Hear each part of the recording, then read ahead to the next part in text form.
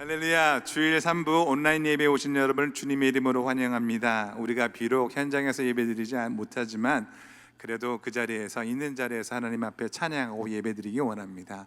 우리 같이 찬양하면서 주님 앞에 나가도록 하겠습니다.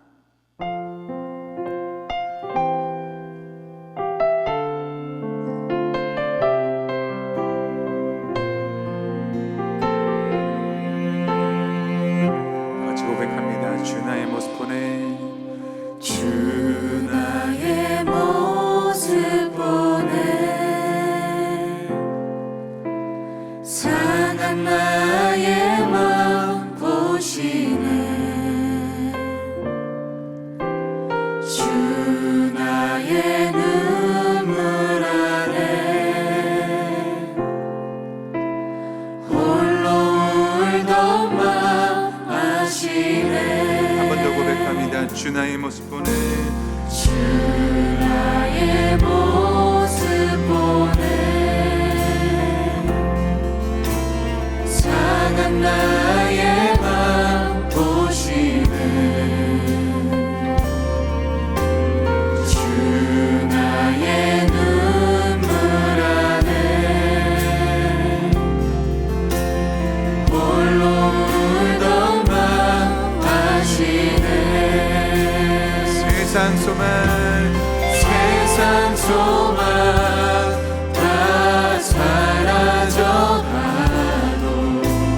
주의 사랑은 끝이 없으니, 살아가는 이 모든 순간이 주의 입을 나는 믿네.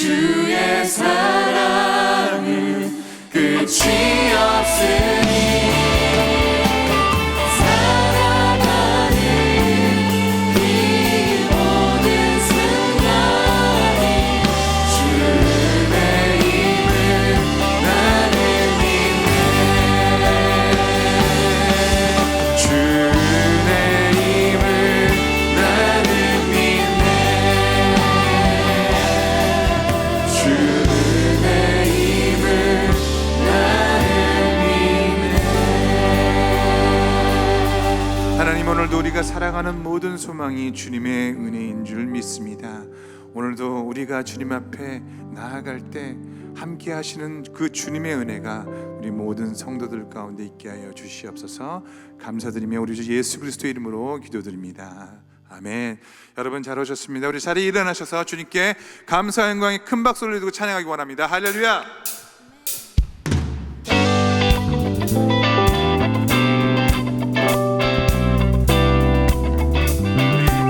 자리에 앉아 계시지 마시고 일어나셔서 우리 같이 주님 앞에 찬양하기 원합니다. 할렐루야.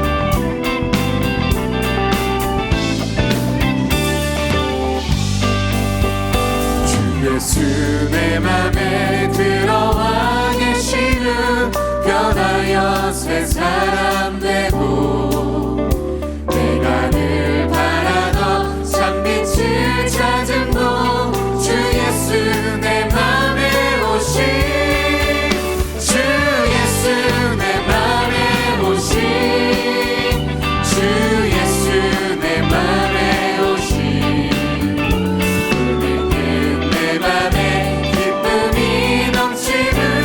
주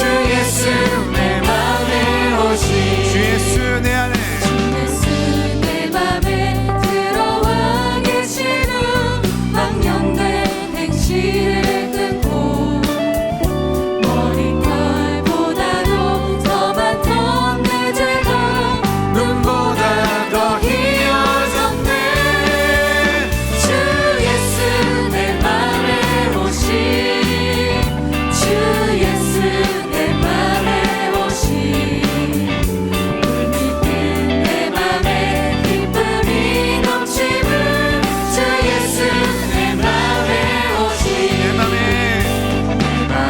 소망을 든든히 가지는 주 예수 내 맘에 오신 의심의 구름이 사라져버림도 주 예수 내 맘에 오신 주 예수 내 맘에 오신 주 예수 내 맘에 오신 내 맘에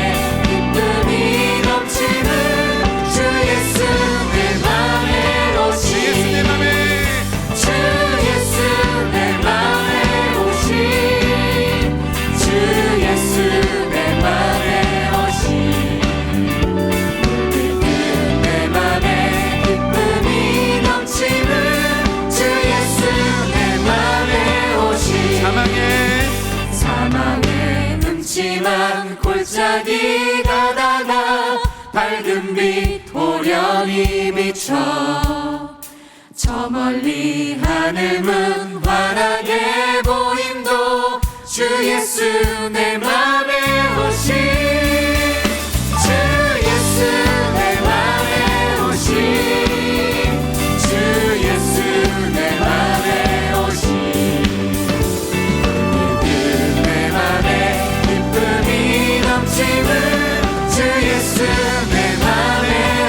한 번 더 주 예수 주 예수 내 맘에 오신 주 예수 내 맘에 오신 내 맘에 기쁨이 넘치는 주 예수 내 맘에 오신 우리 주님께 감사의 영광의 박수를 드리며 찬양하기 원합니다. 할렐루야. 주의 친절한 팔에 안기세 우리 맘이 평안하리니 항상 기쁘고 복이 되겠네 영원하신 팔에 한 번 더 주의 친절한 팔에 안기세 우리 맘이 평안하리니 항상 기쁘고 복이 되겠네 영원하신 팔에 안기세 주의 팔에 크신 팔에 안기세 주의 팔에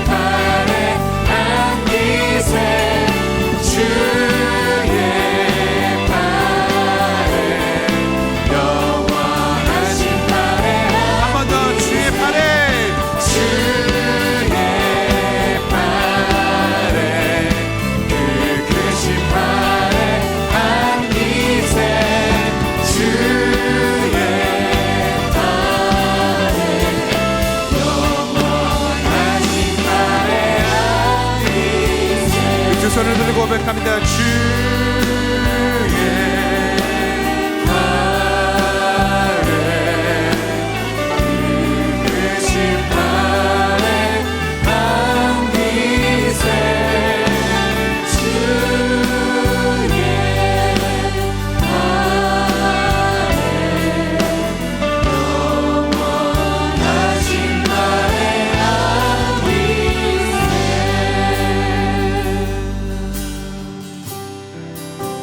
주께 가까이 주께 가까이 날 이끄소서 간절히 주님만을 원합니다 채워주소서 주의 사랑을 진정한 찬양 드릴 수 있도록 주께 가까이 주께 가까이 날 이끄소서 간절히 주님만을 원합니다.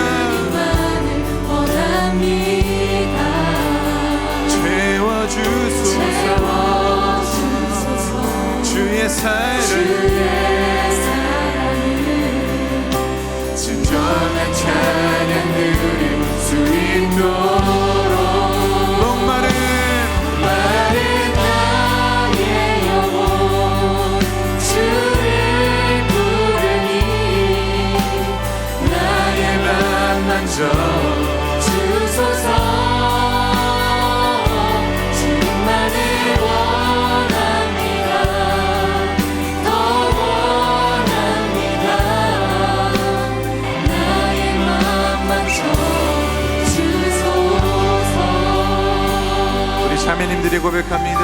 주께 가까이 주께 가까이 날 이끄소서 간절히 주님만을 원합니다 다 같이 고백합니다.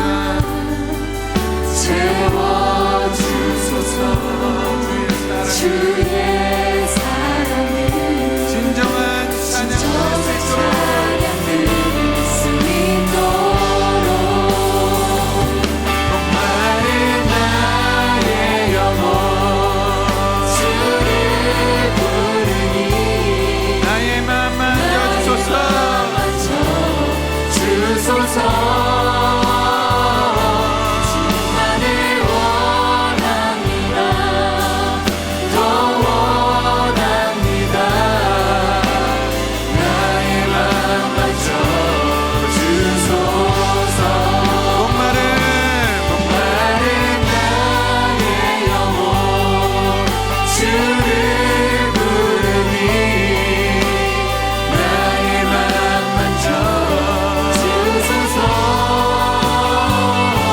주님만을 원합니다 더 원합니다 나의 맘 만져 주소서 마른 나의 영혼 주를 부르니 나의 맘 만져 주소서 주님만을 원합니다 더 원합니다 나의 맘 만져 주소서 목마른 마른 나의 영혼 주를 부르니 나의 맘 만져 주소서 주님만을 원합니다 더 원합니다 나의 맘 만져 주소서 우리 자리에 앉으실 때 김영민 집사님 우리를 대표해서 기도 인도해 주시겠습니다.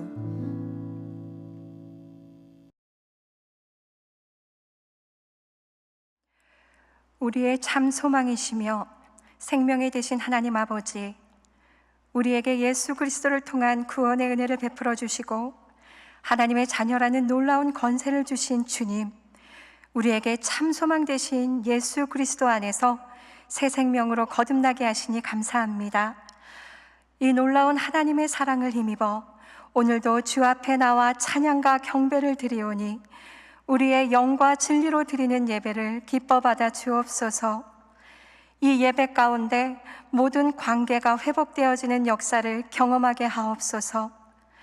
어제나 오늘이나 변함없는 은혜로 늘 동행하시는 하나님, 연합교회에 속한 모든 성도님들 가정에 복을 더하사 그들의 지경이 넓어지며 주의 손이 도우심을 경험하고 모든 환난을 벗어나 근심이 없으며 기쁨이 넘치게 하옵소서. 2022년 교회를 통해 새 비전을 선포하게 하신 주님, 주님의 영광을 위하여 헌신하고 역동적으로 움직이는 연합교회가 살아계신 주님의 교회가 되어 선장 되신 하나님을 모시고 믿음의 항해로 나아갑니다. 하나님이 우리와 함께하는 것, 그것이 가장 큰 능력임을 선포하며 주 예수의 은혜 안에 잠긴 자로 예수님의 흔적을 가지며 그 십자가만을 자랑하게 하옵소서.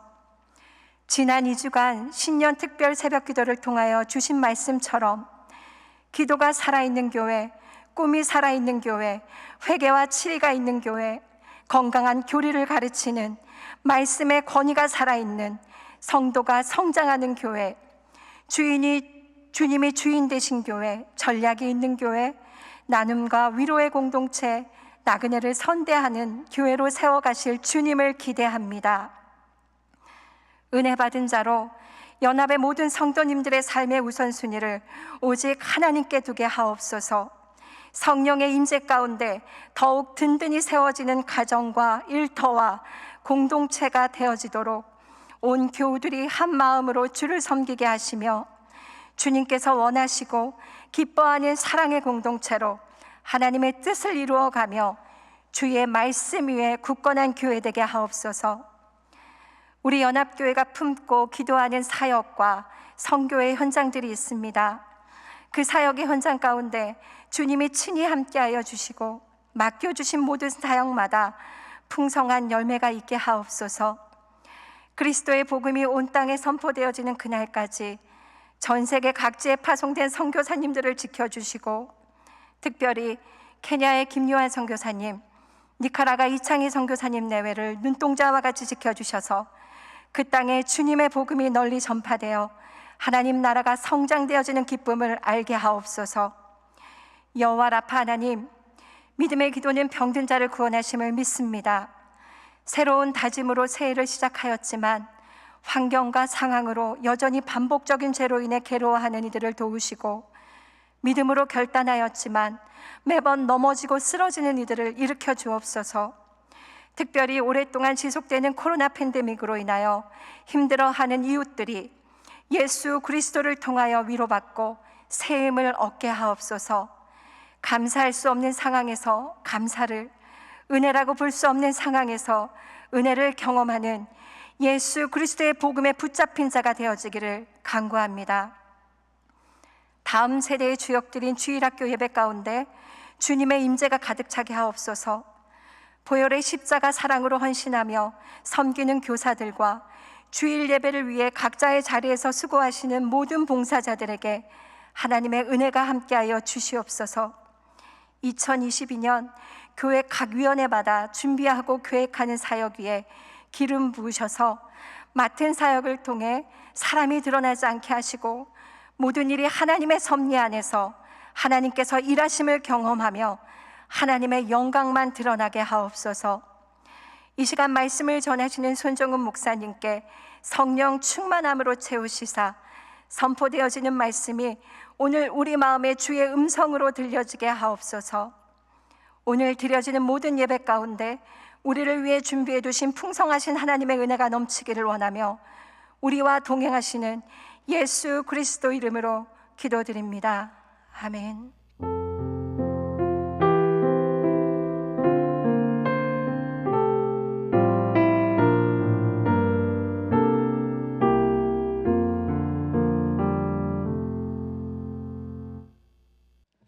가족들과 함께 계시는 분들은 옆 사람과 앞구리 함께 인사합시다. 샬롬, 사랑합니다, 축복합니다. 옆 사람도 하시고요. 혼자 계시는 분은 저를 보고 이렇게 하시면 되겠습니다. 사랑합니다, 축복합니다.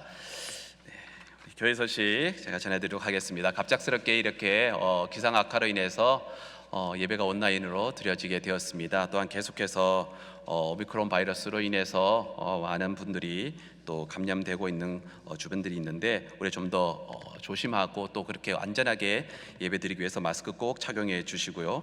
혹시나 증상이 계신 분들이 있으면은 댁에서 이렇게 온라인으로 예배드려 주시기를 바랍니다. 신년 특별 새벽 예배가 지난 15일 어제로 해서 잘 마무리가 되었습니다. 하나님께 영광과 감사를 올려드리고, 또 2주 동안 우리 설교하시는 우리 담임 목사님 너무 수고하셨는데 우리 목사님께 또 감사를 올려드립니다. 목사님께 박수로 우리가 존경하며 목사님 수고하셨습니다 올려드리도록 하겠습니다. 네, 감사합니다. 그리고 2주 동안 특세에 빠짐없이 참석하신 분들은 우리 이제 성교육관 제2성교관 2층에 목회 비서실이 있는데 거기서 선물을 받아가시기를, 기념품을 받아가시기를 바랍니다. 2022년 첫 여성 드림 예배가 1월 28일 금요일 저녁 8시에 본당에 서 있습니다. 사실 그 드림 예배는 매주 아침 금요일 10시에 오전 10시에 드리게 되는데, 올해부터는 매달 마지막 주 8시 저녁 8시에 직장 여성과 부부가 함께 참여할 수 있는 금요일 밤의 드림 예배, 프라이데이 나이트 드림 예배로 그렇게 드려지게 됩니다. 이번 시작은 1월 28일 금요일 8시 저녁에 본당에서 예배 드려지게 되겠습니다. 시니어위원회 소식입니다. 샬롬의 원래회가 악천후로 인해서 연기가 되었습니다. 다음 주일 23일 11시에 제2성교관 주차장에서 드라이브인으로 있겠습니다.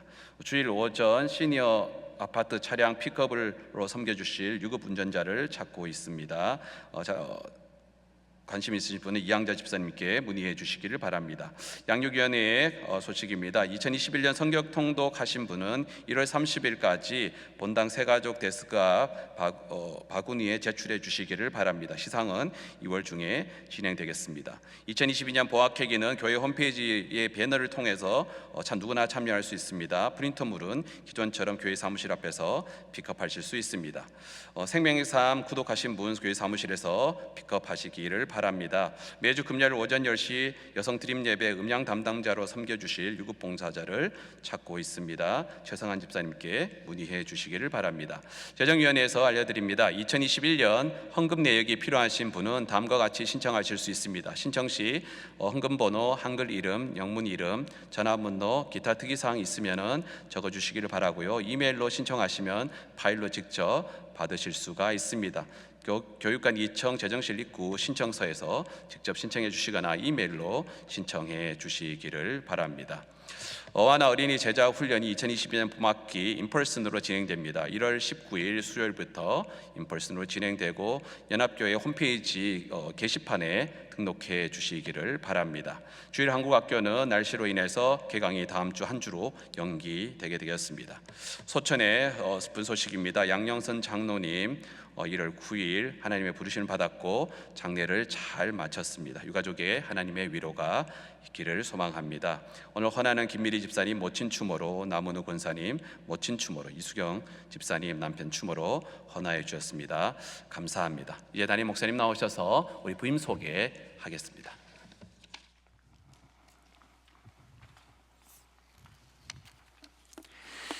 네, 저희 일부 성가대에 새로운 지휘자님으로 섬기게 되신 우리 집사님이 계십니다. 우리 김종인 집사님이시고요. 한국에서 한 7개 도시의 시립합창단 지휘하시고 국립합창단에서도 지휘하셨고요.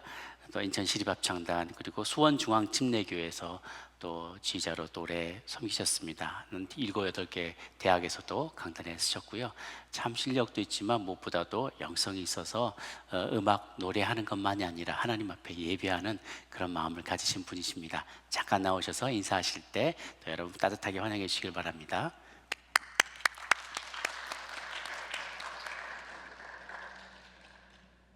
네, 일부 지휘를 맡은 김종인 집사입니다. 너무 이렇게 유석 있고 유명한 교회에서 지휘를 하게 돼서 너무 감사드리고요.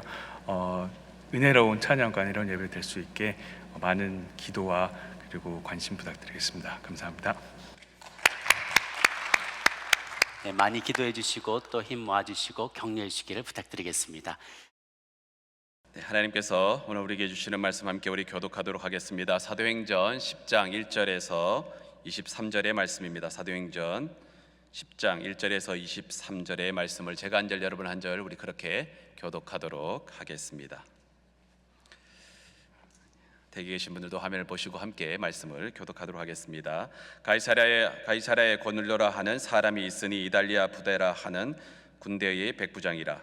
그가 경건하여 온 지방과 더불어 하나님을 경외하며 백성을 많이 구제하고 하나님께 항상 기도하더니 하루는 제 9시쯤 되어 환상 중에 밝히 봄에 하나님의 사자가 들어와 이르되 고넬료야 하니 고넬료가 주목하여 보고 두려워 이르되 주여 무슨 일이니까? 사자가 이르되 기도와 구제가 하나님 앞에 상달되어 기억하신 바가 되었으니 내가 지금 사람들을 욥바에 보내어 베드로라 하는 시몬을 청하라. 그는 무두장이 시몬의 집에 유숙하니 그 집의 해변에 있다 하더라. 마침 말하던 천사가 떠남에 고넬료가 집안 하인 둘과 부하 가운데 경건한 사람 하나를 불러 이 일을 다 이루고 욥바로 보내니라. 이튿날 그들이 길을 가다가 그 성에 가까이 갔을 그때에 베드로가 기도하려고 지붕에 올라가서 그 시각은 제6시더라.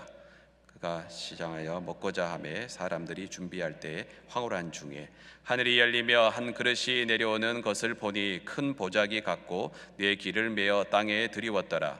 그 안에는 땅에 있는 각종 네 발 가진 짐승과 기는 것과 공중에 나는 것들이 있더라. 또 소리가 있으되 베드로야 일어나 잡아 먹으라 하거늘 베드로가 이르되 주여 그럴 수 없나이다. 속되고 깨끗하지 아니한 것을 내가 결코 먹지 아니하나이다 한데 또 두 번째 소리가 있으되 하나님께서 깨끗하게 하신 것을 내가 속되다 하지 말라 하더라. 이런 일이 3번 있은 후 그 그릇이 곧 하늘로 올려져 가니라. 베드로가 본 바 환상이 무슨 뜻인지 속으로 의아해 하더니 마침 고넬료가 보낸 사람들이 시몬의 집을 찾아 문 밖에 서서 불러 묻되 베드로라 하는 시몬이 여기 유숙하느냐 하거늘 베드로가 그 환상에 대하여 생각할 때에 성령께서 그에게 말씀하시되 두 사람이 너를 찾으니 일어나 내려가 의심하지 말고 함께 가라. 내가 그들을 보내었느니라 하시니 베드로가 내려가 그 사람들을 보고 이르되 내가 곧 너희가 찾는 사람인데 너희가 무슨 일로 왔느냐? 그들이 대답하되 백부장 고넬료는 의인이요 하나님을 경외하는 사람이라. 유대원 족속이 칭찬하더니 그가 거룩한 천사의 지시를 받아 당신을 그 집에서 청하여 말을 들으러 하라고 한데 함께요. 베드로가 불러들여 유숙하게 하니라. 이튿날 일어나 그들과 함께 갈새 욥바에서 온 어떤 형제들도 함께 가니라. 아멘. 하나님의 말씀입니다. 본문의 말씀으로 하나님께서 깨끗하게 하신 사람이라는 제목으로 담임 목사님 말씀 전하실 때에 귀한 은혜의 시간이 되시기를 바랍니다.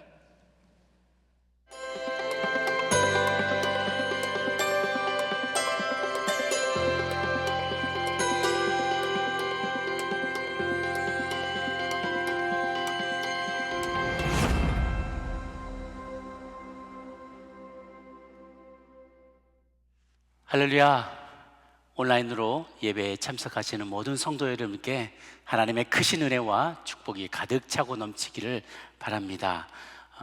뜻밖의 또 이제 눈이 내려서 특사를 마치고 또 제가 열심히 모이며 기도했어야만 하는데 안타깝게 되었습니다. 저 위쪽에서 시카고에서 내려오신 분들이 눈 1인치, 2인치 사인 거 가지고 교회가 셧다운 된다고 하니까 너무들 웃으시더라고요. 우리들의 현실인 것 같습니다. 어쨌든 이 하루 이틀 눈 내리고 이렇게 영하로 떨어지는 기간 동안에 혹시라도 가까운 곳에 나가신 일 있을 때 운전 조심하시고 어려운 일이 없도록 미리미리 잘 대비하시기를 바랍니다. 아마도 월요일 날 또 아침에까지도 눈의 영향력이 있을 것 같고요.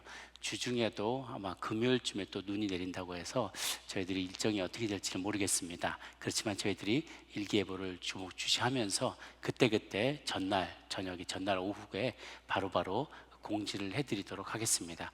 혹시 착오가 없으시도록 카톡이나 홈페이지 메시지를 계속 확인할 수 있게 되기를 바랍니다. 자, 오늘은 계속해서 사도행전 말씀을 나누겠습니다. 사도행전 10장의 말씀, 하나님께서 깨끗하게 하신 사람이라는 제목으로 말씀을 나눕니다. 미국에 청교도들이 주류를 이던 시절에 한 마을에 2명의 양도둑이 있었다고 합니다. 이 양을 훔쳐가게 되면은 그 사람을 잡게 됐을 때 이 양도둑의 약자인 sheep thief라고 해서 ST라는 약자를 이마에다가 낙인을 찍었다고 그래요. 그래서 평생 그것이 지워지지 않도록. 그래서 이 사람들이 어디 가든지 부끄럽고 그래서 자신의 행동 거지를 주의하도록 하려는 굉장히 어떻게 보면은 잔혹한 청교도적인 형벌이 있었다고 합니다. 그래서 두 사람이 이마에 화인을 맞았는데요, 한 사람은 다른 동네로 도망가서 회심하지 않고 멀리 도망가서 또다시 이런 나쁜 짓을 하면서 그렇게 살아갔다고 합니다. 그런데 또 다른 한 사람은 똑같이 sheep thief라는 인제 화인이 이마에 찍힌 채로 예수님을 깊이 만나고 체험하면서 회심을 하게 되었어요. 그래서 그 마을에 계속 남아서 마을의 대소사를 다 도와주고 어려운 이웃들을 돕고 그리고 자기의 몸으로 주민들을 많이 섬기고 했어요. 마을 사람 가운데 불행한 일이 생기면 팔걷고 나서서 도와주고, 또 혹시라도 뜻밖의 죽음을 맞은 이들이 있으면 가서 장례도 치러주고, 슬픔 당한 사람이 있으면 곁에서 한 사흘이라도 같이 울면서 옆에 자리를 지켜줬다고 합니다. 이제 세월이 지나는 동안 동네 사람들은 그가 정말로 변화된 것을 다 알게 되었어요. 마을에서 그 마을에 목사님보다도 더 존경받는 사람으로 거듭나게 되었습니다. 이제 세월이 많이 흘러서 그의 이마에 낙인을 찍었던 그 세대의 사람들은 다 죽고 이 사람만 장수하게 되었는데요, 낙인을 찍었던 동네 사람들, 이웃 사람들의 후손들이 2세와 3세들이 이제 마을의 주류를 이루게 되었습니다. 그들이 자라서 이 할아버지를 다들 존경하면서 초등학교나 중학교 때 무슨 행사가 있을 때마다 이분은 단골로 스피커로 초대가 되었어요. 그래서 아이들에게 덕담을 하고 잘 살아라, 착하게 살아라, 이런 훈사들을 하는 유명한 사람이 되었는데, 그때는 이미 이마에 낙인을 찍는 풍습이 없어졌기 때문에 왜 이마에 ST라고 찍어놨는지 아무도 모르는 거예요. 그러면서 사람들이 궁금히 여기면서 서로 수근수근거리면서 왜 할아버지의 이마에는 ST라는 글자가 써 있었을까 하고 서로 묻기 시작했어요. 그랬더니 사람들이 누가 시키지도 않았는데 그 할아버지는 너무도 거룩하게 사시는 분이기 때문에 세인트다, 그래서 ST 앞자와 끝자를 따서 그렇게 낙인이 찍힌 게 아닌 건가, 아니 그런 게 아닐까 하고 사람들끼리 서로 얘기했다는 것입니다. 도둑놈이 성자가 된 것이죠. 사람은 그렇게 변할 수 있습니다. 아니, 변해야만 합니다. 오늘 본문의 이야기도 변할 수 있는 사람, 그리고 변해야만 하는 사람의 이야기가 나옵니다. 오늘 변할 맞는 두 사람의 이름은 처음은 고넬료이고 두 번째는 베드로입니다. 오늘 앞에 본문의 9장 끝부분을 보면은 베드로가 욥바에 있는 피장이 가죽 수선공 시몬의 집에 유숙하는 장면이 소개되어 있습니다. 9장 42절에 보면 온 욥바 사람이 알고 많은 사람이 주를 믿더라. 베드로가 욥바에 여러 날 있어 시몬이라는 무두장이의 집에서 머무니라. 무두장이는 가죽을 수선하는 사람을 말하는 거예요.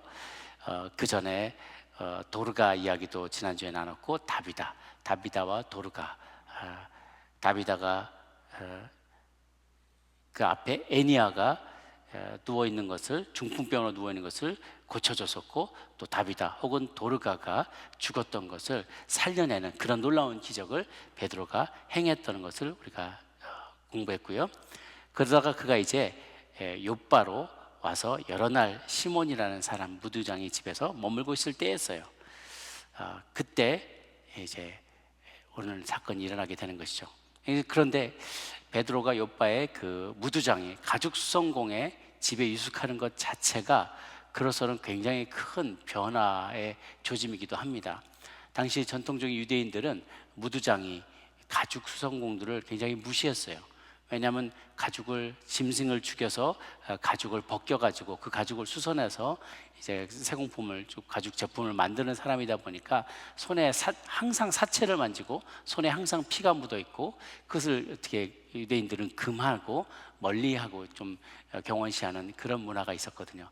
그래서 이 무두장이의 시몬의 집에 거한다는 것은 어떻게 보면 베드로서도 예전에 정통 유대인이었을 때에 있던 습관과는 너무나 다른 그런 변화였던 것이죠. 그런 이제 욥바에 거하고 있는 가운데 머무는 가운데 새로운 하나님의 섭리 속으로 들어가게 됩니다. 오늘 세 가지로 나눠서 얘기를 나눌 때요. 첫 번째는 고넬료의 환상입니다. 고넬료가 머무는 곳은 가이사랴라는 곳인데 가이사랴에 고넬료라 하는 사람이 있으니 이달리아 부대라는 군대의 백부장이라 10장 1절에 되어 있어요.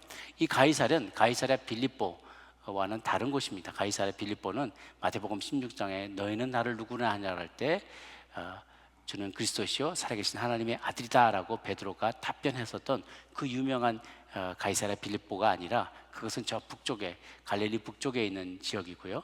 여기 오는 나타나는 그 가이사랴는 지중해 해안가에 있는 곳이에요. 지도를 보시면 아시겠지만 저쪽에 그 서쪽 끝에 이스라엘 영토의 서쪽 끝에 지중해 면해에 있는 도시입니다. 이곳은 바울이 2년의 시간을 보냈던 곳이고 본디오 빌라도가 총독 관절을 짓고 살았던 곳이기도 하고요. 헤롯 아그리파 빌릭스와 베스도가 다 머물던 곳입니다. 유명한 장소이죠. 지금도 제가 성지순례 때 한번 가보니까 거대한 항구의 잔해가 아직도 남아있어요. 바닷가를 지중해를 향해서 이렇게 뻗어져 있는데 위는 다 허물어지고 아래 바닷속에 남아있는 그 틀만이 여전히 남아있습니다. 구글 얼스를 들어가서 보면은 항구의 잔해가 아직도 밑에 어렴풋이 보여요. 거대한 그 기다란 이 마차 경주장도 있고요. 원형 극장도 있습니다. 당시에 굉장히 번화했던 곳이고 먼 곳으로부터 도수교 그 수로를 위에다가 다리를 만들어서 그 위로 물을 신선한 물을 공급해 와서 거기서 쓰기도 했었습니다. 로마의 어떻게 보면 아키텍처의 그 로마의 건축술에 어떻게 보면 가장 최고의 모습으로 그들의 갖고 있던 기술을 총동원해서 만들어 놓은 이스라엘 땅의 어떻게 보면 건축지라고도 할 수 있습니다. 그들의 그곳이기 때문에 그곳에서 총독이 대대로 머물렀고 그 총독을 수행하고 또 보호하고 또 혹시라도 소요 사태가 드러나면 그것을 진압하기 위해서 본토에서 파견되어 온 로마의 군인들이 거기에 주둔하고 있었습니다. 그래서 그 당시에는 한 군단이 있고 레지멘트가 있고 그 밑에 이제 센츄리온이 다스리는 군 부대들이 있었어요. 그래서 군단이라고 하면 한 6천 명 정도 리전인데요. 그럼 거기에 이제 600명짜리 코홀트 혹은 레지멘트가 10개가 모이면 이제 군단이 되는 거예요. 그 600명의 코홀트 안에는 100명씩의 센츄리온들이 백부장이 6명 있었어요. 자기 휘하에 100명을 거두고 있으면 백부장, 1000명을 거두면 1000부장이 되는 거죠. 그 밑에 백부장이 60명이 있었다 그래요. 그 중에 한 명이 오늘 주인공인 고넬료이죠. 그는 한국 직급으로 보면 한 중대장 정도가 되는데요. 식민 통치를 하고 있는 그 지역에서 중대장이라고 하면 우리나라 부대에서는 중대장이 별로 큰 높은 지위가 아니지만 식민 통치를 하는 곳에서 무장 병력 100명을 거느리는 살인 기계와 로마 군인들은 살인 기계라고 불려졌거든요. 이렇게 살인 기계와 같은 군인들 100명을 거느리고 있는 중대장이라고 하면 그 위세가 대단했습니다. 사람들을 언제든지 끌고 갈 수도 있었고요. 무력으로 그보다 10배나 많은 민간인들을 제압할 수 있을 정도로 굉장히 강력한 권력을 가진 사람이었어요. 또 그들은 부도 많이 누릴 때가 있었습니다. 그래서 성경에 보면 가버나움의 백부장 이야기가 나오는데요. 예수님께 어느 날 이 백부장이 찾아와서 자기에게 아픈 종이 있는데 도와달라고 얘기해요. 그는 재정적인 도움을 베풀어서 회당도 건축했던 아주 신실한 사람이었는데 예수님의 이야기를 듣고 자기 집에 아픈 종이 있는데 부디 좀 도와달라고 하는 거죠. 예수님이 가겠다고 하니까 오실 필요가 없습니다. 한 말씀만 하옵소서 종이 곧 나으리다. 이런 놀라운 고백을 합니다. 예수님이 그것을 보고 야, 내가 이스라엘 사람들 가운데도 이런 믿음을 가진 사람을 본 적이 없다라고 칭찬을 하시죠. 또 예수님이 돌아가시던 그 갈보리 언덕에서도 한 백부장이 예수님께서 돌아가실 때 지진이 일어나고 하늘이 어두워지고 이런 모습을 보면서 그는 참으로 하나님의 아들이었도다라고 고백하는 장면도 나옵니다. 이 고넬료는 권력과 부와 권력, 권위를 다 가진 사람이었지만 그는 겸손했었습니다. 그리고 하나님을 두려워하는 사람이었어요. 2절에 보면 그는 경건하여 온 집안과 더불어 하나님을 경외하며 백성을 많이 구제하고 하나님께 항상 기도하는 사람이었더라라고 우리 본문에 나와 있습니다. 이렇게 하나님을 경외하는 이방인을 proselyte of the gate 혹은 God-fearer, 하나님을 경외하는 자, 하나님을 두려워하는 자라고 이렇게 불렀어요. 그는 온 가족들과 함께 기도했고 구제하는 일에도 늘 앞장을 섰다고 합니다. 다만 그는 하나님 말씀을 잘 순종했지만 완전히 할례를 받고 안식일을 지키고 모든 율법을 다 지켜야 될 때 지키면 유대인이 되는데 그 유대인으로 넘어가는 그 단계까지는 가지 않았던 거예요.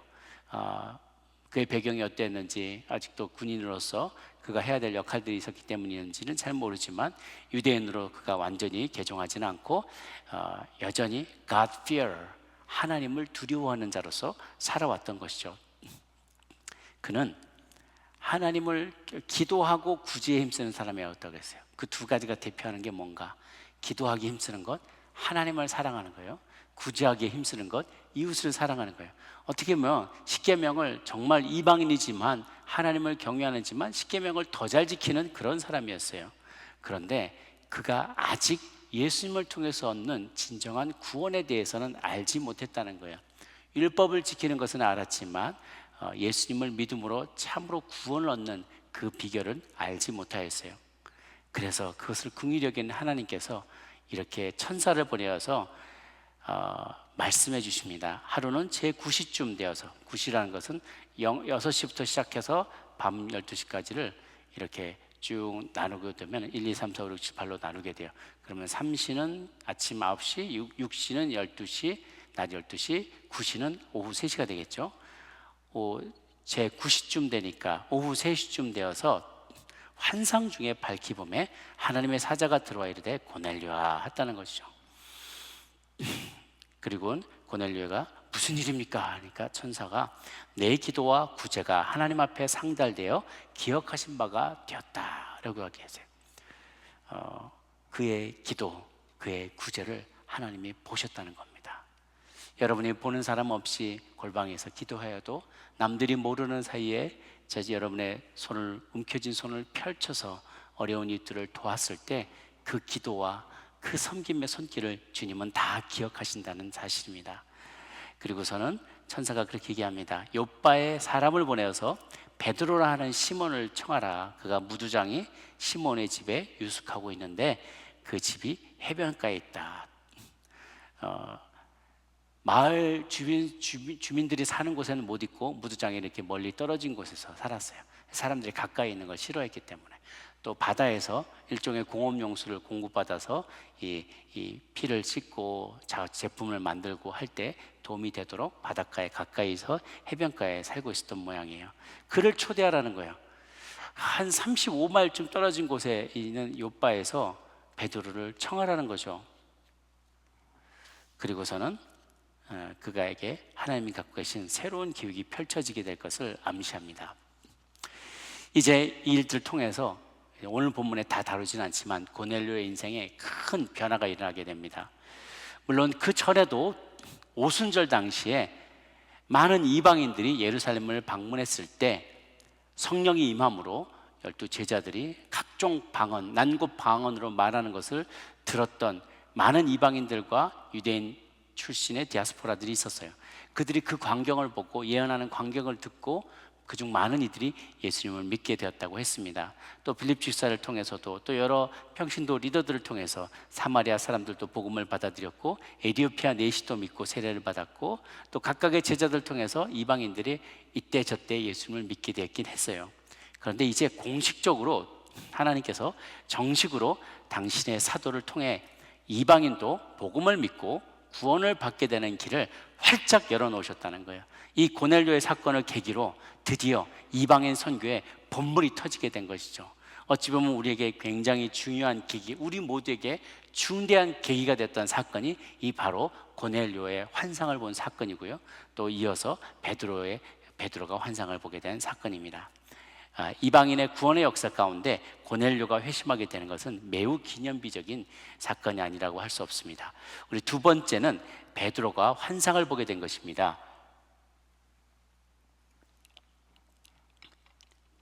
이제 베드로는 예수님의 제자가 되었고 유대교를 떠났지만 그는 여전히 율법과 구약의 율법과 전통을 지키는 사람이었어요. 9절에 보면 이튿날 그들이 길을 가다가 그 성에 가까이 갔을 때 그때에 베드로가 기도하려고 지붕에 올라가니 그 시각은 제6시더라. 하루가 지났습니다. 고넬료가 자기의 하인 둘과 부하 가운데 경건한 사람 하나, 셋을 요바로 보냈단 말이에요. 그들이 요바로 가까이 갔을 때 그때쯤에, 그러니까 그 다음날 낮 12시쯤에 제6시라고 했어요. 베드로가 기도하려고 지붕에 올라갔다라고 했어요. 유대인들은 전통적으로 하루 세 번 기도를 합니다. 3시, 6시, 9시, 아침 9시, 낮 12시, 오후 3시 이렇게 기도를 해요. 그러니까 고넬료도 그 관습을 쫓아서 그날 전날 저녁 오후 3시에 기도를 했던 거죠. 그때 천사의 음성을 들었어요. 그리고 자기 종들을 보냈는데 그때 이제 다음날 딱 되어서 그 시간에 정확하게 하필 베드로가 기도하는 시간이었다는 거예요. 하루 3번 기도하기를 실천하고 있었는데 베드로의 마음에는 아직도 이방인에 대한 편견이 남아 있었어요. 구원은 오직 유대인들만 받는다. 그러나 그에게는 아직도 이 자유와 진리에 대한 깨달음이 아직도 그에게는 찾아오지 않았던 것이죠. 예수님의 구원의 역사가 오직 유대인에게만 한정되어 있다라고 생각을 했던 것입니다. 그런 그가 이제 6시에 기도를 하고 있는데 그가 10절에 시장하여서 먹고자 하며 사람들이 준비할 때 황홀한 중에 하늘이 열리며 한 그릇이 내려오는 것을 보니 큰 보자기 같고 4개를 메어 땅에 들였더라 라고 합니다. 배가 고팠다, 시장했다. 유대인들은 당시에 2끼를 먹었다고 그래요. 한 10시, 11시 사이에 먹고 오후에 한 5시, 6시쯤에 한 번 또 먹고 이렇게 2끼를 먹었다고 해요. 근데 12시인데 배가 고팠다 것은 아마도 아침에 무슨 일이 있어서 아침을 걸렀을 가능성도 있습니다. 배고픈 중에 음식이 담긴 또 혹은 먹을 수 있는 뭔가가 담겨져 있는 보자기가 내려오는 환상을 보게 되니까 그가 입맛을 다졌겠죠. 저게 웬 환상이지? 내가 너무 배가 고파서 헛것이 보이나? 그런 생각도 했을 것입니다. 보자기가 내려왔는데 네 귀가 메어서 땅에 내려왔더라. 동서남북 사방을 상징하는 네 귀퉁이가 잡혀서 보자기가 이렇게 내려오는 거예요. 그리고 그 보자기 안에는 땅에 있는 각종 4발 가진 짐승과 기는 것과 공중에 나는 것들이 다 있었더라 그랬어요. 그 중에는 거룩한 것도 있었고 부정한 것, 정결한 짐승도 있었고 부정한 짐승도 있었습니다. 이걸 먹으라. 이게 무슨 뜻일까? 나중에는 우리 모두가 알게 되지만 실상은 모든 인류를 다 상징하는 거예요. 정결한 사람, 거룩한 사람, 혹은 부정한 사람, 이 모든 사람이 다 포함되어서 보자기에 실려서 내려왔던 것이죠. 그때 소리가 있어서 가로되 베드로야 일어나 잡아먹으라. 베드로야 일어나 저것을 잡아먹으라 라고 합니다. 그랬더니 베드로가 대답하되 주여 그럴 수 없나이다. 낫소 Lord. Lord라고 넣고 주여 못합니다 란 말이에요. 이 말 자체가 어폐가 있죠. 주여라고 못 해놓고 못합니다, 못하겠습니다, 아닙니다 라고 말할 수는 없는 일이에요. 주인이 시키는데, 주인이 명령하는데 Yes sir 하고 순종해야죠. 그러나 베드로는 이렇게 한 일이 한두 번이 아니에요. 회심하기 전, 이렇게 은혜를 체험하기 전에도 그랬었는데 아직도 그의 마음에는 내 자아가, 나의 의도와 나의 뜻이 아직도 더 강하게 남아 있었어요. 과거에도 그는 예수님께서 그물 잡는 것, 이런 물고기 잡는 거 얘기하면 참 굉장히 이렇게 비웃으면서 자기가 어부인 것을 항상 이렇게 자부심을 갖고 생각을 했고, 예수님께서 언젠가 마태복음 16장이죠. 내가 예루살렘으로 올라가 장로들과 대지상들과 서기관들에게 많은 고난을 받고 죽임을 당하고 제3일에 살아나야 할 것이다 라고 제자들에게 말씀하기 시작할 때 베드로가 절대로 그런 일이 주께 미치지 못하리다 하고 주님의 의도와 주님의 섭리와 계획을 반대하는 입장에 서게 됩니다. 그때 주님이 사단아 뒤로 물러갔거라 라고 엄하게 책망을 하시죠. 또 주님께서 제자들의 발을 씻겨주시는데 베드로는 내 발은 절대로 씻지 못하십니다. 예수님께서 내가 너를 씻지 않으면 나와 상관이 없다. 좀 한 번이라도 그냥 Yes Lord 라고 이렇게 대답하면 좋은데 한 번을 제대로 이렇게 한 번도 이렇게 평이하게 가는 법이 없어요. 항상 퀘스천을 하고 항상 도전하고 뭔가 삐딱한 거예요. 고집이 센 거죠. 자기 고집이 세요. 항상 예수님을 반대하고 자기로 가득 차 있었던 사람이에요. 주님을 다른 사람은 다 배신해도 나는 절대로 배신 안 합니다 라고 말해놓고 3번이나 주를 부인하죠. 그래서 그런지 보자기도 3번이나 내려옵니다. 한 번 내려오고 먹어라, 못 먹겠어요. 올라갑니다. 또 내려옵니다. 먹어라, 못 먹겠습니다. 또 3번째 내려와서 먹으라 라고 하는 얘기를 주님께서 하신 거예요. 주님은 계속 그 과정에서 베드로가 속되고 깨끗하지 않은 것을 내가 결코 먹지 아니하나이다 그랬는데, 주님은 항상 하나님께서 내가 깨끗하게 하신 것을 내가 속되다 하지 말아라 라고 이야기를 하시는 거예요. 이 대사가 3번이나 반복이 됩니다. 못 먹겠습니다. 아니 내가 깨끗하게 했는데 왜 네가 못 먹느냐 말이야. 먹어라, 못 먹겠습니다. 내가 깨끗하게 했다니까. 계속 3번을 반복해서 설득을 하다가 결국은 보자기가 올려갑니다. 그러고 났을 때 이제 도대체 이게 무슨 뜻인가 하고 혼자서 계속 생각하고 있는 거예요. 이 베드로는 항상 이게 고집이 센 사람이었어요. 가만 보면은요, 베드로의 이름도 예수님께서 그를 부르실 때 원래 시몬이었거든요. 시몬, 바요나 시모나 그러죠. 바요나, 요나의 아들 시모나라 그랬어요. 그런데 참 베드로는 기가 막히게 그 아버지 이름도 요나죠. 요나는 어떤 사람이었어요? 주님께서 니느웨로 가서 그 백성을 회개하라고 그렇게 외치라고 했더니 싫다고 멀리 지중해 배 타고 멀리 스페인으로 향해서 도망가다가 결국은 고래의 뱃속에 갇히게 됐잖아요. 그런 고집세고 하나님 말에 불순종했던 인물의 대명사에 있던 요나가 또 어떻게도 기가 막히게 시몬 베드로의 아버지였던 거예요. 그는 그렇게 자기의 고집을 부립니다. 구원은 유대인에게만 있다. 하나님께서 유대인을 통해서만 구원을 이루고 또 유대인에게만 구원의 특권을 주신다라고 생각했던 그 아이디어를 주님은 계속 바꾸려고 하시는 거예요. 갈라디아서 3장 28절 말씀을 보면 이렇게 되어 있어요. 같이 한번 읽어볼까요? 시작. 너희는 유대인이나 헬라인이나 종이나 자유인이나 남자나 여자나 다 그리스도 예수 안에서 하나이니라 그랬어요. 어떤 분들은 그럴 수 있습니다. 아니요 목사님, 예수님도 이방인들에 대한 유대인의 우선권을 인정하지 않았나요? 그들을 개라고 얘기하지 않았나요? 물론 그런 본문이 나와요. 마태복음 7장 27절에 보면 예수께서 이르시되 자녀로 먼저 배불리 먹게 할지니 자녀의 떡을 취하여 개들에게 던짐이 마땅치 아니하니라라고 하셨어요. 이방인을 개라고 부른 거거든요. 우리가 개야? 도대체 우리는 뭘로 보는 거야? 개로 보다니 기분이 나쁠 수도 있습니다. 그런데 주님은 이방인을 개처럼 천한 존재라고 말씀하신 것이 아니에요. 복음의 우선순위를 말할 때 그렇게 표현을 한 것입니다. 왜냐하면 성경 전체에서 예수님이 항상 이방인을 향해서 말할 때 그 말씀은 매우 따뜻하고 그리고 온유한 것이었어요. 예수님도 구약의 성경에 하나님이 아브라함에게 주신 축복이 그대로 이어져서 아브라함의 후손 히브리 민족에게 먼저 하늘의 복이 전달이 되면 그 전달된 복이 이방에게로 자연스럽게 흘러가기를 주님은 원하셨던 거예요. 그래서 살아생전에 예수님은 유대인 선교에 집중하셨습니다. 거의 올인하셨어요. 그리고 다른 이방인들에게 말씀을 전하거나 복음을 나눠야 될 때가 있을 때에도 너가 우선순위가 아니다라고 어떻게 보면 매몰찬 것처럼 매몰차게 그렇게 뿌리치셨던 이유예요. 그분의 삶의 시간은 제약이 있었고 그 제약된 시간에 우선순위가 먼저 있었기 때문에 그렇습니다. 이 유대인을 먼저 복음화시키고 그들 가운데 예수님을 철저히 믿게 한 다음에 그래 놓고 나면 그들을 통해서 축복이 이 열방에 흘러넘치게 될 것을 하나님은 생각하셨고 예수님은 그렇게 계획하셨기 때문이에요. 그렇지만 주님의 마음에는 항상 열방이 있었던 것을 우리는 기억합니다.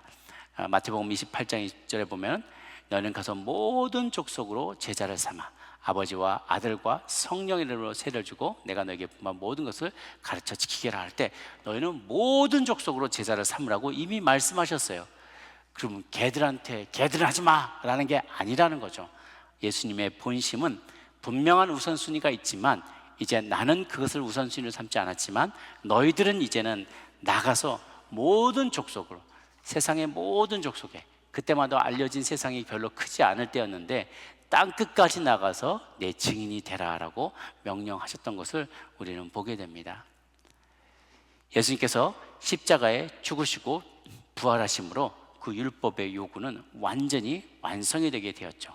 그렇기 때문에 이제 율법의 시대는 지나가고 은혜의 시대가 도래하게 된 것입니다. 비록 아직도 이제 위생을 위한 법들은 아직도 의미가 있지만 의식법에 해당되는 모든 율법은 예수님께서 다 완성시키셨다는 거예요. 십자가의 죽으심으로 once and for all, 단번에 영원히 우리의 모든 죄에 대한 우리의 값을 다 치르시고 율법의 요구를 만족시켜 주셨어요. 그래서 더 이상 구약의 율법의 요구는 더 이상 필요가 없고 이제는 은혜의 율법이, 은혜의 시대가 열리게 된 것이에요. 그런데 베드로가 아직 그 사실을 깨닫지 못하고 있었어요. 다른 사도들도 마찬가지입니다. 베드로 못지않게 고넬료만 변화되어야 될 것이 아니라 베드로도 그의 관점, 그의 생각이 변화되어야만 했던 것이죠. 우리 세 번째, 고넬료의 종들과 베드로가 만나게 되는 장면이 이제 소개가 됩니다. 고넬료의 하속들은 이방인이었기 때문에 유대인 무두장의 집에 들어가지 못했어요. 17절에 보면 베드로가 본 바 환상이 무슨 뜻인지 속으로 의아해하면서 곰곰이 생각하고 있는데 마침 고넬료가 보낸 사람들이 시몬의 집을 찾아와 문 밖에 서서 문을 두드리는 거예요. 불러 묻되 베드로라 하는 시몬이 여기 유숙하고 있어 하니까 베드로가 그 환상에 대해서 생각할 때 성령께서 그에게 말씀하시는 거예요. 두 사람이 너를 찾으니 일어나 내려가 의심하지 말고 함께 가라. 그들을 내가 보내었노라 하시니라고 했어요. 그러니까 다시 한번 그 타임라인을 보면 전날 고넬료가 천사의 방문을 받은 것이 전날 오후 3시, 종들이 여행하는 것이 꼬박 하루 한 20시간, 한 10시간 정도 이동을 했어요. 약 50km 정도 되는 거니까 한 시속 4km 달리면 10시간 좀 넘게 걸어갔겠죠. 3시부터 쭉 걷고 한잠 자고 다음날 아침에 쭉 걸으면 다음날 낮 한 12시 정도가 돼요. 베드로가 딱 기도하고 있는 시간에 이 사람들이, 종들이 거기에 도착한 거예요. 하나님께서 이 종들의 걸음과 베드로와의 만남, 고넬료의 환상, 이 모든 것들을 다 오케스트라 하신 거예요. 오케스트라 지휘하듯이 정확하게 타임라인이 맞아떨어지게 한 거예요. 고넬료에게 먼저 나타나셔서 종을 보내게 하시고 종들이 걸어가고 있을 때 점심때쯤에 마침 베드로가 그때 자신의 습관을 쫓아서 기도하기 위해 옥상에 올라간 거예요. 그래서 하나님께서 보자기를 보여주시면서 먹으라 못 먹겠어 먹으라니까 내가 깨끗하게 했다니까 이 실랑이를 하다가 딱 올라가고 나서 아니 도대체 이게 무슨 메시지지 하고 고민하고 있을 때 그 순간 이 3명의 종들이 도착한 것이죠. 이렇게 고민하고 있을 때 그래 종이 도착했다는 이야기를 듣게 됨과 동시에 바로 직전에 일어나 내려가 의심하지 말고 그들과 함께 가라. 그들을 내가 보내었다라고 주님이 말씀해 주신 거예요. 그런데 재미있는 게 그 말을 듣고도 바로 다음 절에 하는 게 베드로가 내려가 그 사람들을 보고 이르되 내가 곧 너희가 찾는 사람인데 너희가 무슨 일로 왔느냐라고 물어보는 거예요. 의심하지 말고 가라 그러면 가는 대로 가면 되는데 또 물어봅니다. 베드로는. 그리고 이제 그 종들로부터 방문 목적을 전해 들었을 때 비로소 자신이 보았던 환상의 의미를 깨닫게 됩니다. 그 종들이 얘기합니다. 백부장, 우리가 대표해서 온 이 백부장 고넬료는 의인이요 하나님을 경외하는 사람이라. 유대의 온 족속이 칭찬하더니 그가 거룩한 천사의 지시를 받아 당신을 그 집으로 청하여 말을 들으려 하느니라 한데, 고넬료는 의인이라. 이 말이 누구에서 나왔냐면 그가 부리던 종들의 입에서 나왔다는 거예요. 2명의 종과 1명의 병사에게서 그 말이 나왔어요. 여러분, 사실 여러분이 부리고 또 여러분 밑에 있는 부하들 혹은 직원들 혹은 여러분의 가족들, 자녀들에게서 이런 말을 듣는 것은 정말로 어려운 일이에요. 아, 우리 사장님은 참 의인입니다. 아, 우리 부장님은 참 의인이셔. 아, 누가 봐도 우리 아버지는, 우리 남편은 정말 의인이야. 제일 가까운 사람으로부터 이런 평가를 받는 것은 정말 어려운 일이에요. 그런데 고넬료는 정말 그렇게 살았던 것 같습니다. 그가 부리는 종들의 입에서 자기 주인은 의로운 사람이라고 말이 나옵니다. 더군다나 유대인들 모두로부터 칭찬받는 사람이다. 유대 온 족속이 칭찬하는 사람이다라고 얘기를 합니다. 그가 누굽니까? 우리로 치면은 일제시대의 순사들이에요. 이스라엘을 무력으로 통치하는 제국, 로마 제국의 앞잡이라고 할 수 있고, 로마 제국의 어떻게 보면 치안을 유지하는 로마의 센츄리온, 군대의 장관, 군대의 장교잖아요. 사람들의 마음에 기본적으로 그 사람이 성품이 어떠한지 상관없이 기본적으로 마음에 억한 마음이 있는 거죠. 우리의 독립을 가로막고 우리의 이 민족의 자존감을 깡그리 무너뜨리면서 자신들의 그 신상과 그리고 황제의 신상을 곳곳에 세우게 만드는 로마인들이 얼마나 믿겠습니까? 그런데도 불구하고 이 고넬료는 유대인들 온 족속에게도 칭찬을 받는 그러한 의인 중에 의인이었다는 것입니다. 이렇게 칭찬하는 이야기를 듣게 되었을 때 베드로는 그 즉시 자신이 본 환상과 이 이벤트가 연결이 되기 시작한 거예요. 그리고 그 뜻이, 이 환상이 이해가 되기 시작했습니다. 내가 깨끗하다고 했는데 왜 너는 계속해서 더럽다고 하느냐? 일어나 먹으라, 일어나 그를 환대해라 라는 말씀이 이제는 그 마음에 이해되기 시작했던 것이죠. 이방인들을 개들같이 여겨서 상종도 하지 않으렸다 했던 그는 아마도 무두장이 이 가죽 성공에 설득해서 이 이방인을 받아들이게 했던 것 같습니다. 자기 집이 아니기 때문에 허락을 받았겠죠.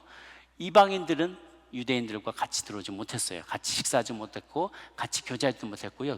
옷이 한번 스치기만 해도 더러워졌다고 해서 가서 옷을 빨 정도로 유대인들은 이방인들을 상종하는 것을 극히 싫어했습니다. 그럼에도 불구하고 이 이방인 하속들을 무두장이 시몬의 집으로 받아들이게 됩니다. 그리고 하루를 묵게 하고 다음날 아침 가이사랴를 향해서 출발하게 되면서 오늘의 이야기는 마무리되어지게 됩니다. 그런데 이 이야기에서 정말로 관심을 끄는 것은 하나님께서 이 모든 일들을 행하시는 그런 방식입니다. 너무 궁금하지 않으세요?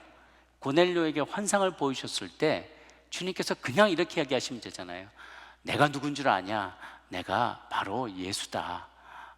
나를 믿으면 너는 구원받을 수 있다. 더 이상 유대교의 그런 율법을 지키지 않아도 괜찮다. 할례 받지 않아도 괜찮다. 안식일을 지키며 율법을 꼭 지켜야만이 완전히 구원에 이르게 되는 것이 아니라, 유대인이 돼야만 구원받는 게 아니라 나를 믿고 죄 사함을 받으면 영생을 얻게 된다라고 샘플하게 그 천사를 통해서 그 자리에서 바로 가르쳐 줄 수 있었잖아요.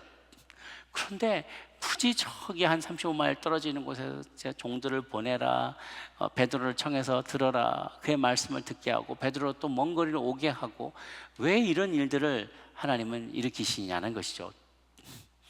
몇 가지 이유가 있을 수 있습니다. 첫 번째는 고넬료가 회심할 필요가 있기 때문이었죠.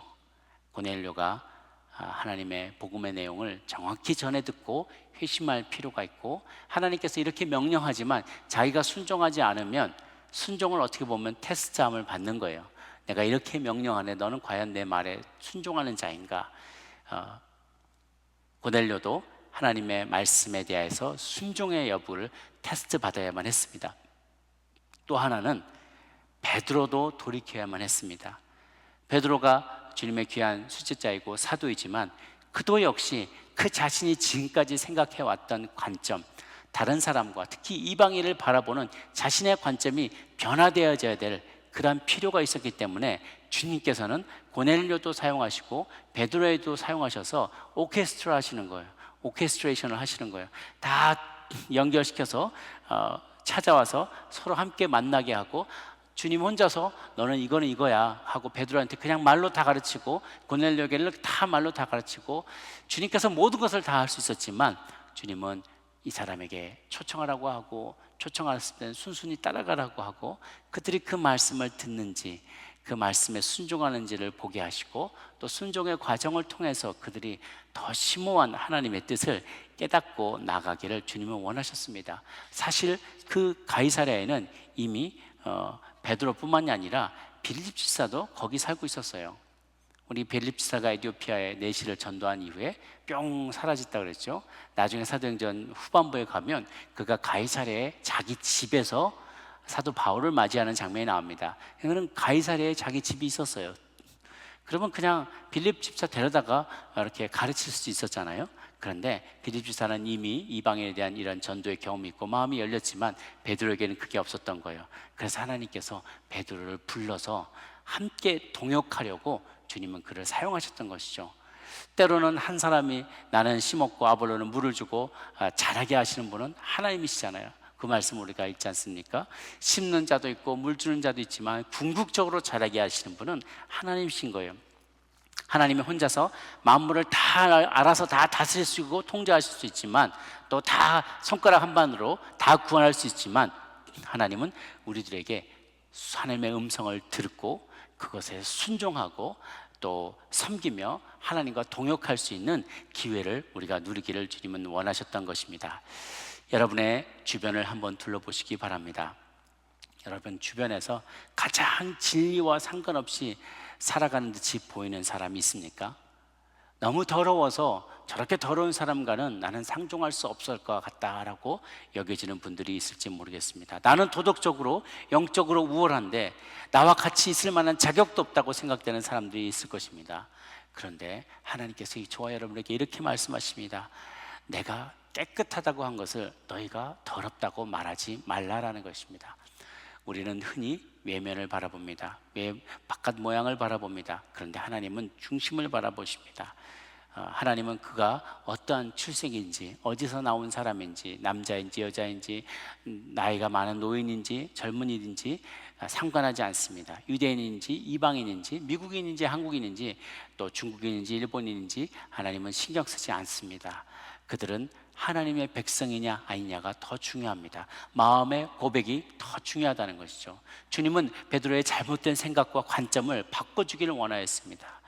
그의 마음속에 있었던 고집, 유대인만이 구원받는다는 특권의식을 내려놓기를 원했고, 그의 관점이, 그의 시각이 바뀌어지기를 원하셨습니다. 그래서 하나님은 그 관계된 모든 사람들의 삶의 여로가, 삶의 여정이 서로 이렇게 겹쳐지도록 만드시면서 그 모든 사건들을 통하여서 우리의 관점이, 우리의 세계관이, 나를 바라보고 이웃들을 바라보는 우리의 관점이 바뀌어지고 눈에 비늘이 벗겨지고 사람을 있는 모습 그대로 진실하게 그 중심을 바라볼 수 있도록 주님은 바꾸시기를 원하셨던 것입니다. 또한 앞서서 나온 것처럼 주님은 우리 모두의 기도와 모든 구제를 기억하시고 긍휼을 베푸시는 분이십니다. 우리 주변에 내가 보기에 나의 도움과 나의 섬김을 받을 만한 자격이 없다라고 생각하는 그러한 오만한 생각, 또 우리 생각의 그런 오류들을 우리는 경계해야만 할 것입니다. 나는 도덕적으로 영적으로 우월하다는 생각을 내려놓으십시오. 하나님은 누구라도 당신 백성, 천국의 백성으로 부르기를 원하시기 때문입니다. 하나님 앞에 오늘 말씀을 통해서 기억하며 하나님께서 깨끗하다 하신 일을 내가 더럽다라고 말하지 않도록 주여 우리의 생각을 바꿔 주옵소서. 또한 하나님, 아직도 하나님을 믿지 않은 이들의 마음과 그 생각을 바꾸어 주옵소서. 그렇게 기도하며 나갈 수 있는 저희들이 되기를 바랍니다. 기도하시겠습니다. 하나님 아버지, 오늘 고넬료가 베드로를 청하는 장면을 우리가 함께 묵상하였습니다. 그는 이방인이었지만 하나님을 경외하는 자였고 기도와 구제에 힘썼던 이였습니다. 하나님, 우리의 삶을 돌아봅니다. 우리도 하나님을 사랑하며 이웃을 사랑하는 그 계명을 기도와 구제로 실천하고 있는지요? 예배하며 구제하는 삶을 살고 있는지 돌아볼 수 있게 하여 주옵소서. 또한 하나님께서 우리에게 이해되지 않는 일들을 명하실 때 순종할 수 있는 마음 또한 우리에게 허락하여 주옵소서. 베드로는 많은 환상을 보면서 하나님께서 주신 뜻을 헤아리고자 했었을 때 자신의 이미 갖고 있었던 생각과 세계관과 관점이 있었음에도 불구하고 주님께서 새로운 생각을 갖기를 원하셨을 때 순종하며 깨달음을 얻게 되었습니다. 우리의 마음에도 우리의 주변에도 하나님, 우리가 생각하기에 깨끗하지 않고 더럽고 죄 많은 인생이다, 가능성이 없는 인생이다 라고 생각하며 포기하고픈 인생들이 보여질 때마다 하나님, 우리도 돌이키게 하여 주시옵소서. 그런 마음으로 들으신 메시지를 기억하며 같이 한번 통성으로 기도하며 나가도록 하겠습니다. 함께 기도하겠습니다.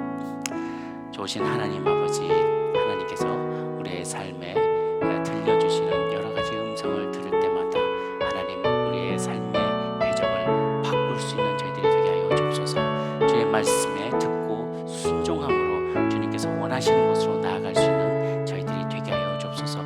때때로는 나의 생각과 너무도 다른 하나님의 계획과 나의 생각을 뛰어넘는 하나님의 극진하신 사랑 때문에 우리가 놀라고 하나님 순종하기를 주저할 때가 있습니다. 때로는 우리 눈에 보기에 너무나 더러워 보이고 정결하지 못하고 죄투성이인 사람이 우리 눈에 보일 때가 있습니다. 그러나 그럼에도 불구하고 주님은 중심을 보신다는 사실을 잊지 않는 저희들 되게 하여 주시옵소서. 하나님께서 깨끗하게 하신 것을 내가 더럽다고 말하지 않게 하여 주옵소서. 하나님이 거룩하다고 한 것을 내가 속되다라고 말하지 않게 하여 주옵소서. 경계를 허물고 벽을 허물고 온 족속이, 세상 모든 족속이 주님의 백성이 될 때까지 순종하며 아버지와 아들과 성령의 이름으로 세례를 주고 주님께서 우리에게 분부한 모든 것을 가르쳐 지키게 하기에 힘쓰고 애쓰는 우리 모두가 되게 하여 주옵소서. 우리도 더러운 자들이었습니다. 본래 우리도 거룩하지 못한 자들이었고 속된 자들이었고 더러운 이들이었지만 주님의 보혈로 깨끗이 씻김을 받았기에 하나님, 늘 고아와 과부와 나그네와 죄인들과 부족한 이들을 기억하며 나도 한때 그와 같은 자였음을 기억하며 하나님의 은혜에 동참하는 우리 모두가 되게 하여 주시옵소서. 감사드렸고 예수님의 이름으로 기도 올리옵나이다. 아멘. 이제 정성껏 준비한 헌금 주님 앞에 올려드리는 시간입니다. 저희가 특별히 온라인으로 예배를 드리기 때문에 현장에서 헌금을 드릴 수가 없는데요. 아직 한 번도 온라인으로 헌금을 드려보지 못하신 분들을 위해서 안내해 드립니다. 화면에 우리 안내가 나가는 것처럼 연합.org 우리 저희 교회 홈페이지에 들어가시면 온라인 헌금이라는 버튼이 밑에 내려가면 있습니다. 찾아서 누르시면 자세하게 여러분의 인적사항을 넣으시고 또 헌금 번호가 있으시면 넣고 없으면 거기다 0을 쓰시면 되겠습니다. 그래서 작정하신 헌금 잊지 않고 잘 내실 수 있기를 바랍니다. 예비된 우리의 찬양을 주님 앞에 올려드리는 동안 헌금하심으로 주님 앞에 나가시겠습니다.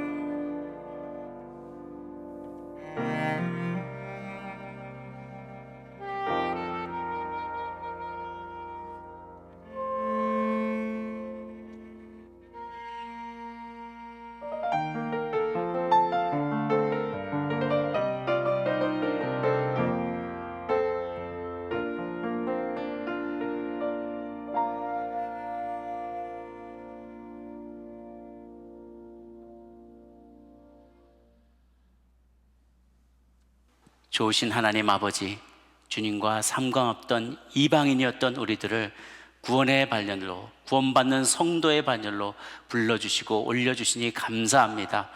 감사의 마음을 모아서 하나님 적은 헌금 주님 앞에 올려드립니다. 하나님, 이 물질 위에 하나님 많이 축복하여 주셔서, 배가시켜 주셔서 물질이 쓰이는 곳곳마다 잃어버린 영혼들 살아나게 도와주시고 주의 나라 널리 확장될 수 있도록 주님 인도하여 주시옵소서. 감사하고 예수님의 이름으로 기도 올리옵나이다. 아멘.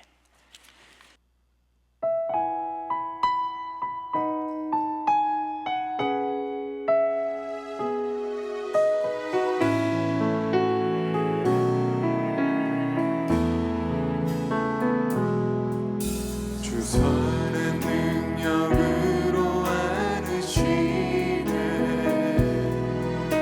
그 크신 발로 날 붙드시네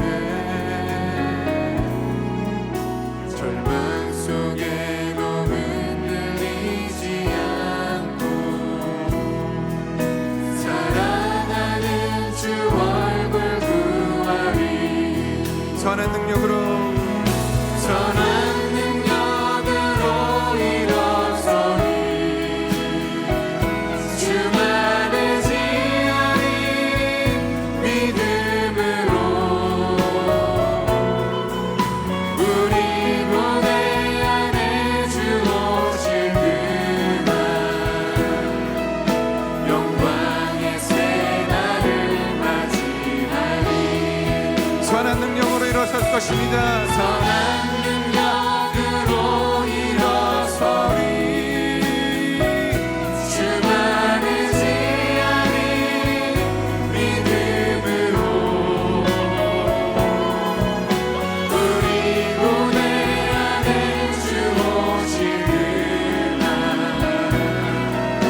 영광의 새날을 맞이하리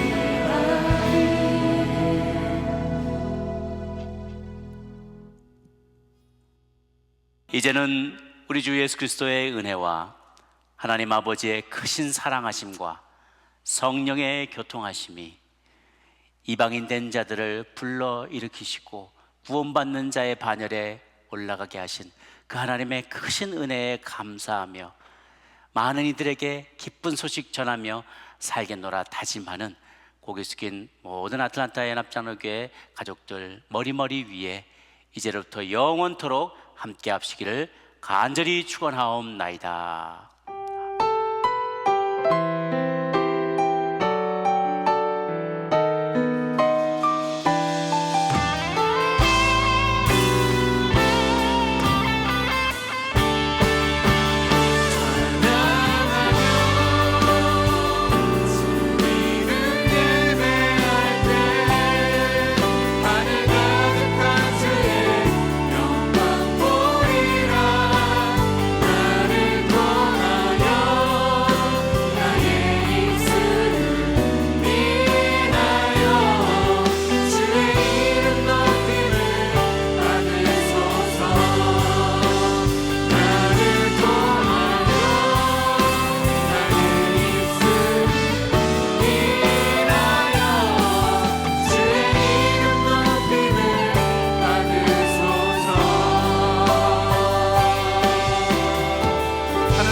감사의 박수를 드립니다. 예배를 모두 마쳤습니다. 안녕히 돌아가십시오.